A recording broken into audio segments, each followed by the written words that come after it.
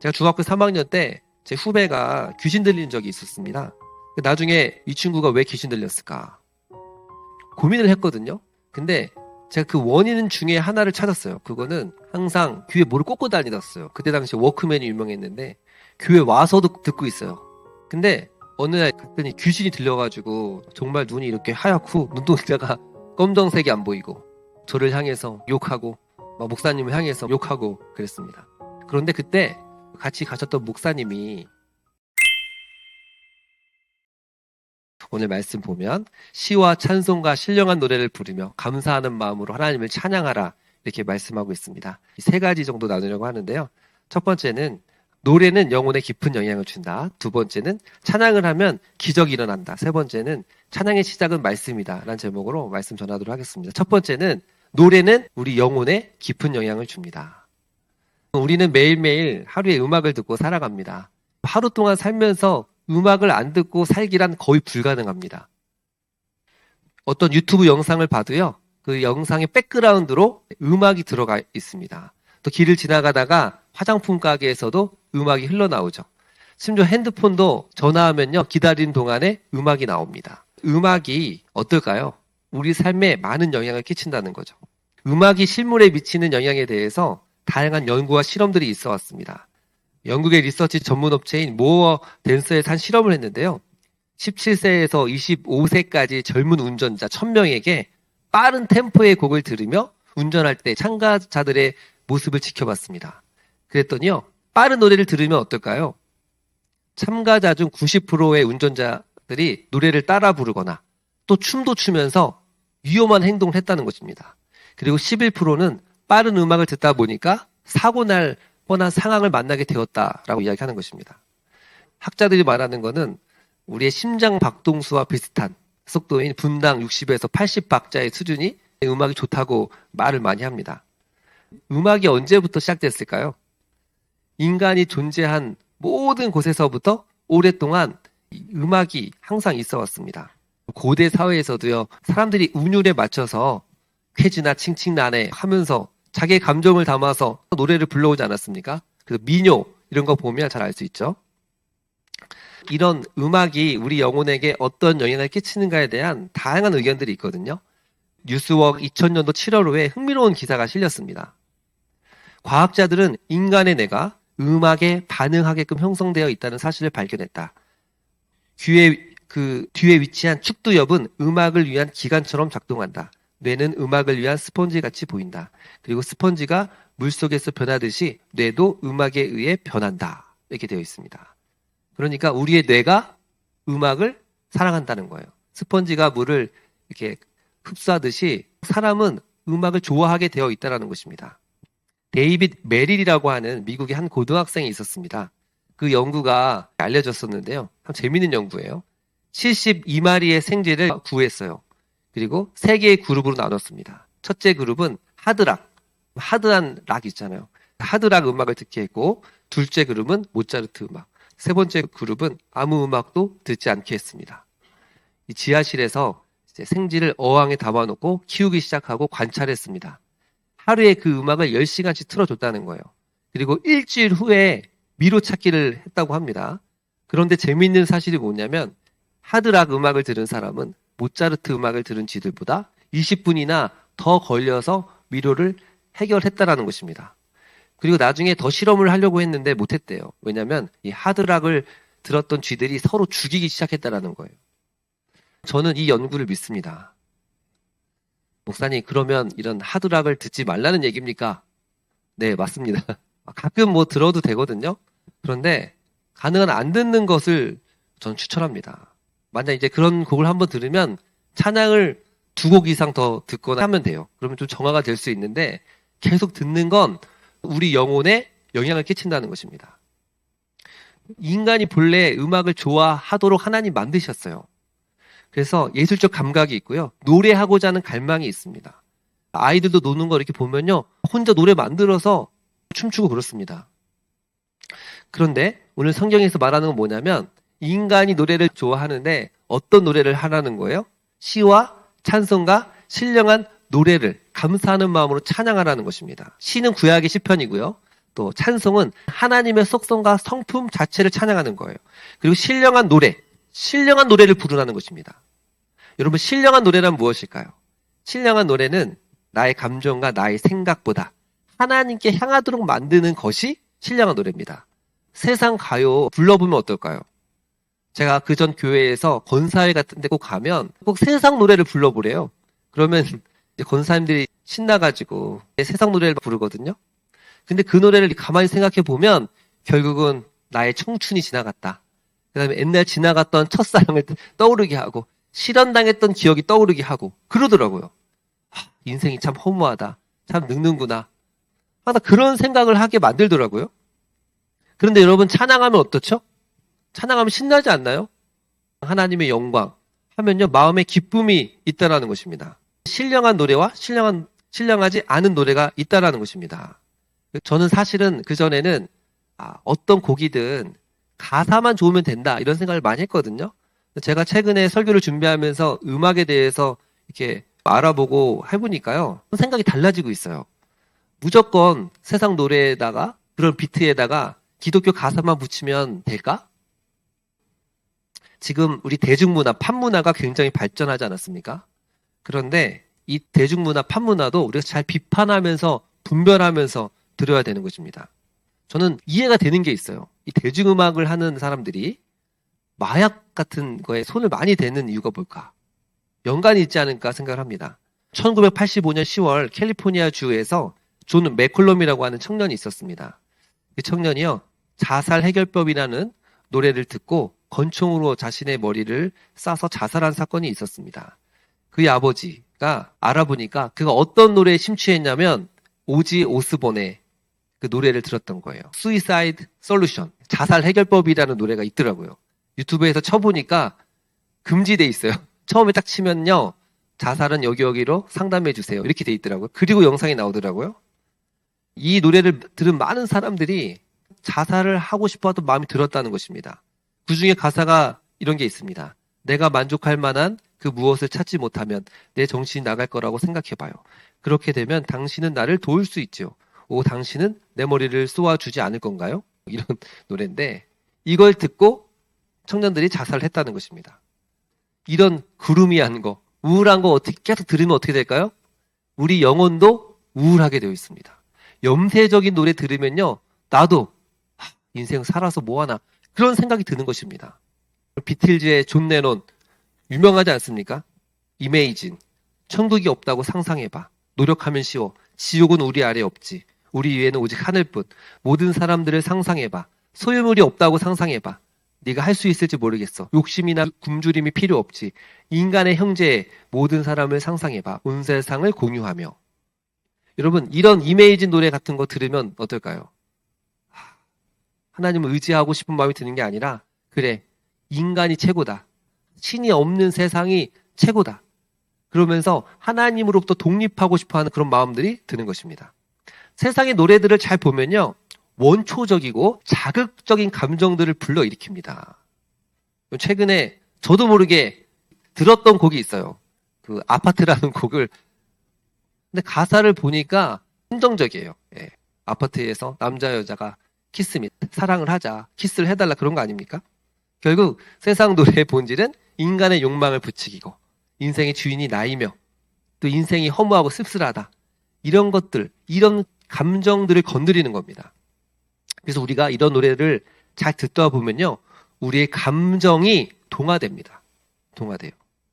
가끔씩 듣고 싶으면 들으세요. 한 곡 듣고 나서 찬양을 한 2곡 정도 들어야 우리 영혼이 새로워지는 겁니다. 두 번째는 한번 따라합시다. 찬양을 하면 기적이 일어납니다. 오늘 말씀 보면 시와 찬송과 신령한 노래를 부르라고 했죠? 왜 이렇게 찬양하라고 할까요? 이렇게 찬양을 하면 우리의 감정이 정화가 됩니다. 기도하기 싫을 때, 또 마음이 우울할 때는요, 성경 보고도 쉽지 않잖아요? 그럴 때는 그냥 찬양을 듣거나 찬양을 불러보세요. 그러면요, 우리 마음이 기도할 수 있는 그 마음의 정서가 됩니다. 정서가 굉장히 중요한 겁니다. 저도 항상 자기 전에 우리 아이들에게 이야기 들려주고 마지막에는 항상 찬양을 들려주거든요. 이 찬양을 한 곡, 2곡, 3곡 이렇게 하다 보면요, 마음에 두려움과 번뇌도 사라지고 잠이 얼마나 잘 자는지 모르겠어요. 사도행전 16장 25절 보니까 한밤중에 바울과 실라가 기도하고 하나님을 찬송함에 죄수들이 듣더라. 아멘. 여러분, 바울과 실라가 엄청나게 복음 전하다가 고난당해서 매를 맞고 힘들었거든요. 근데 그 상황 속에서 뭐 했다? 찬양을 했다는 것입니다. 찬양. 그러자 옥문이 열리고 지진이 일어나는 놀라운 기적이 일어난 줄 믿습니다. 저는 찬양의 놀라운 기적을 체험한 적이 있어요. 제가 한 번 이런 적이 있었습니다. 잘 들어보십시오. 제가 중학교 3학년 때 제 후배가 귀신 들린 적이 있었습니다. 나중에 이 친구가 왜 귀신 들렸을까 고민을 했거든요. 근데 제가 그 원인 중에 하나를 찾았어요. 그거는 항상 귀에 뭐를 꽂고 다니었어요. 그때 당시 워크맨이 유명했는데 교회 와서도 듣고 있어요. 그리고 수련회 가서도 계속 듣고 있고, 어느 날은 너 뭐 이렇게 듣고 있냐, 자기는 이거 너무 좋대요. 항상 음악만 듣는 거예요. 다른 사람과 말도 안 하고. 그래서 그냥 음악을 굉장히 사랑하는 매니아인가 보구나, 그런 생각을 했거든요. 근데 어느 날 갔더니 귀신이 들려가지고 제가 각 친구랑 방문했었거든요. 그랬더니 귀신 들린 사람 본 적 있어요? 정말 눈이 이렇게 하얗고 눈동자가 검정색이 안 보이고 저를 향해서 욕하고 막 목사님을 향해서 욕하고 그랬습니다. 그래서 딱 봐도 걔가 아니다. 내가 알고 있던 걔 굉장히 착한데 걔가 아니구나. 그런데 그때 그 같이 가셨던 목사님이 도망가려고 욕하고 그러는데 안 쳤어요. 예수님의 이름으로 한번 딱 하니까 턱턱 주저앉고, 그 다음에 뭘 했냐면은 찬양을 좀 했습니다. 한 30분, 40분을 찬송가를 불렀던 것 같아요. 그때 제가 그 찬양을 부를 때 정말 진지하게 엄숙하게 찬양을 불렀던 기억이 있습니다. 찬양을 한 30분, 40분 동안 하니까요, 갑자기 그 풀렸던 눈동자가 조금씩 그 눈에 이 검은 눈동자가 조금씩 돌아오더라고요. 검은 눈동자가. 그리고 나서 합심기도 했거든요. 귀신이 조금씩 힘을 잃더라고요. 시편 22편 3절 보니까 이스라엘의 찬송 중에 거하시는 주여, 주는 거룩하시니다. 아멘. 이스라엘은 바로 우리입니다. 우리의 찬송 중에 계시는 주여, 우리의 찬양 가운데 하나님이 임재하실 줄을 믿습니다. 여러분, 그러니까요, 이스라엘의 초대왕 사울이요, 악령에 시달리잖아요. 그래서 죽을 도록 힘드니까 다윗이 수금을 타니까 그 병이 떠나가고 상쾌해졌더라, 이렇게 얘기하고 있습니다. 성령의 사람 다윗이 수금을 타니까 그 악한 원수 사탄 마귀에 고통당하고 있던 사울이 자유케 된 줄 믿습니다. 이번 주에 얼마나 나라가 어렵고 시끄럽습니까? 지금 나라가 힘들고 어려운데요, 이럴 때일수록 어떻게 해야 될까요? 우리가 하나님을 찬양해야 될 줄을 믿습니다. 찬양해야 돼요. 지금 이런 뉴스들만 계속 보다 보면요, 이 사람은 이 말하고 저 사람은 저 말하고, 또 서로 만나면 이제 싸웁니다. 교회에서 너는 이렇게 생각하냐. 제가 문자 보냈지만 우리 교회에서 정치 얘기 하지 마시고, 정치 얘기 하다 보면요, 여러분 어떤 마음이 드냐면 분노, 우울, 미움, 증오 등이 일어나는 거예요. 우리 영혼도 함께 망가지는 거예요. 그래서 어떻게 해야 되냐? 우리가 찬양해야 될 줄을 믿습니다. 찬양하면요, 진짜예요, 우리 심령이 새로워지게 되는 것입니다. 찬양하면 우리 마음속에 기적이 일어납니다. 저는 의도적으로 막 찬양합니다. 어떻게 하냐면, 꼭 찬양이라는 게 가사를 붙여서 노래를 부를 수도 있지만 나를 창조하신 하나님을 창조합니다. 우리 세율이를 창조하신 하나님을 찬양합니다. 하나님, 대한민국이 이렇게 어려운데 이런 어려운 상황 속에서 한국교회를 더 기도하게 하셔서 감사합니다. 찬양합니다. 지나가다가 저 참새를 보면 하나님, 저 참새를 먹이시는 하나님을 찬양합니다. 그렇게 막 찬양을 해야 돼요. 그렇지 않으면 세상에 들려오는 뉴스와 이런 것들 때문에 우리 마음도 함께 정신분열에 걸릴 것 같아요. 그렇지 않습니까? 뭐가 진리인지 모르는 세상 속에 살고 있지 않습니까? 매일매일 찬양하십시오. 하루에 3번 기도하고 있잖아요. 그때 항상 기도의 시작은 어떻게 하죠? 찬양으로부터 시작하잖아요. 찬감의 중간이잖아요. 찬양, 감사, 회개, 중보기도, 간구. 회개보다 먼저 해야 될 게 찬양입니다. 하나님이 어떤 분인가라고 고백하는 거죠. 아침에 일어나면서부터 찬양하며 나아가십시오. 나의 아버지 되신 하나님을 찬양하며 나아가십시오. 이 백성은 내가 나를 위하여 지었나니 나의 찬송을 부르게 하려 함이라, 이렇게 말씀하고 있습니다. 우리의 존재의 목적이 하나님을 찬송하라는 거예요. 그래서 우리의 존재의 목적에 맞게 우리가 순종하고 나아가면요, 우리 삶에 하나님의 능력이 나타나게 된 줄 믿습니다. 아멘. 에베소서 1장 말씀 제가 참 좋아하고 암송하는데요. 에베소 1장 3절에 찬송하리로다 하나님 우리 주 예수 그리스도의 아버지께서 하늘에 속한 모든 신령한 복을 주시되. 여러분 바울은요 하나님을 찬송합니다. 하나님이 우리에게 엄청난 신령한 복을 주셨다는 것입니다. 우리 일상의 삶에서 계속 하나님을 찬양해야 돼요. 음악의 아버지 하면 누군지 아세요? 요한 크리스천 바흐라는 사람입니다. 이름만 봐도 굉장히 신실할 것 같지 않아요? 크리스천. 바흐는 하나님을 깊이 사랑했던 사람이었습니다. 루터교 신자였거든요. 그는 인생에서 굉장히 안 좋은 일, 비극적인 일을 많이 당한 사람이었어요. 바흐가요, 처음에 어린 딸을 잃고, 그 다음에 아이셋과 나중에 아내를 잃고, 그러면서 자녀가 총 20명이 있었는데 11명의 자녀를 잃었습니다. 이 우울함과 고통을 어떻게 이길 수 있었을까요? 그가 말씀과 찬양으로 이겨낸 줄 믿습니다. 그는요, 이 찬양을 멜로디가 있는 설교라고 할 정도였습니다. 그래서 그의 곡을 보면 항상 예수 그리스도의 십자가에 집중했습니다. 마태 순환곡 이런 거 보니까요, 이 곡이 얼마나 대단한지 신은 죽었다라고 말했던 니체가 기독교를 부인했던 니체도 1970년 4월 그의 친구의 편지에서 나는 헤아릴 수 없는 측량할 수 없는 감동을 느꼈다. 이렇게 얘기를 할 만큼 집에 가서 봐보세요. 그가 이 수많은 곡을 지었는데 항상 그 악보에 뭐를 썼냐면 JJ, 지저스 주바, 주님 도우소서라는 뜻의 첫 줄을 담았고요. 또 오직 하나님께 영광을 SDG, 솔리데오 글로리아라고 기록했다는 것입니다. 그러니까 원망하고 불평할 상황인데도 불구하고 항상 바흐는 하나님을 찬양한 것입니다. 우리 삶도 마찬가지입니다. 우리 일상의 삶에서 힘들고 어려울수록 더 하나님을 찬양해야 될 줄을 믿습니다. 세 번째, 찬양의 시작은 뭘까요? 바로 말씀입니다. 그리스도의 말씀이 풍성에 거하게 함으로 이렇게 돼 있어요. 이게 첫 시작이거든요. 주님의 말씀이 내 삶에 풍성하게 거해지고 그 다음에 시와 찬송과 신령한 노래를 부르라는 것입니다. 우리가 찬양을 하려면요, 하나님이 어떤 분인가를 알아야 되는 거예요. 은혜라는 곡 해봅시다. 근데 은혜라는 게 뭔지 모르잖아요. 그러면 찬양을 해도 감동이 없어요. 그런데 내가 은혜를 묵상하고 있었어요. 탕자의 비유 가운데 아버지의 은혜를 묵상하고 있었어요. 그러면 그 찬양이 깊이 와닿는 거예요. 그래서 내가 하나님을 깊이 묵상한 만큼 하나님을 제대로 찬양할 수 있는 줄 믿습니다. 아멘. 여러분, 하나님의 말씀이 풍성하게 거하면요, 진짜 찬양할 수 있어요. 우리가 그래서 가장 온전하게 찬양할 수 있을 때가 언제일까요? 그건 바로 천국입니다. 지금은 우리가 하나님을 알아도 희미하게 아는 거예요. 희미하게. 그래서 거울로 보는 것 같이 하나님을 안다라고 얘기하지 않습니까? 그런데 천국에 가면요, face to face, 얼굴을 보는 것 같이 하나님을 알 수 있어요. 그러면 하나님을 보면 우리 첫 번째 반응이 뭐예요? 하나님을 찬양하는 것입니다. 천국에 가면은 설교 드릴 필요 있을까요? 없을까요? 설교가 없어요. 천국에 가면 뭐가 있어요? 찬양만 해요. 찬양. 요한계시록 한번 읽어보세요. 하나님을 굉장히 많이 찬양합니다. 금요기도에도 말했지만 제 마음속에 있는 이 말씀이 있어요. 한 장의 그림. 요한계시록 7장 14절. 이르에 내가 보니 아무도 능히 셀 수 없는 큰 무리가 나와 흰 옷을 입고 손에 종려가지를 들고 보좌 앞과 어린 양 앞에 서서 외쳐 이르되 구원하심이 보좌에 앉으신 우리 하나님과 어린 양께 있도다. 아멘. 이 천상의 예배를 얘기하고 있거든요. 이르에 내가 보니 아무도 능히 셀 수 없는 큰 무리가 나온대요. 100만 명, 우리 100만 제자교회잖아요. 100만 명보다 더 많은 사람들이 온 세계 온 열방에서 하나님께 나온다는 거야. 또 나와서 흰 옷을 입고, 백이잖아, 흰 옷. 그게 가득하니까 100만 아닙니까?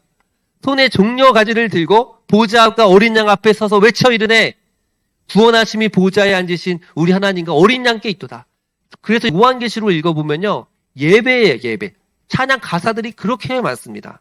보좌 앞과 내 생물과 내 장로들 앞에서 속량함을 받은 14명 4천명이 하나님을 찬양하는 이야기들.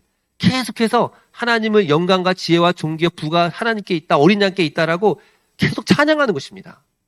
그래서 이 땅에서 찬양을 싫어하는 사람들은요, 천국에 가면요, 그 사람은 그게 고통일 수 있어요. 그렇잖아요. 천국에 가면 맨날 뭐만 한다고요? 찬양만 한다니까요. 찬양을 싫으면 이 사람이 정말 내 안에 성령님이 있는지 잘 봐야 돼요. 우리는요, 근본적으로 내 안에 계신 성령님은 하나님을 높여드리고 찬양할 때 성령님 기뻐하시기 때문에 평안이 있습니다. 평안이. 언젠가 우리가 천국에 가면 그렇게 하나님을 찬양하는 그날이 오지 않습니까? 그리고 우리가 이 땅에서도 그렇게 하나님을 찬양하잖아요. 그럼 하나님의 임재가 우리 마음에 임하게 될 줄을 믿습니다.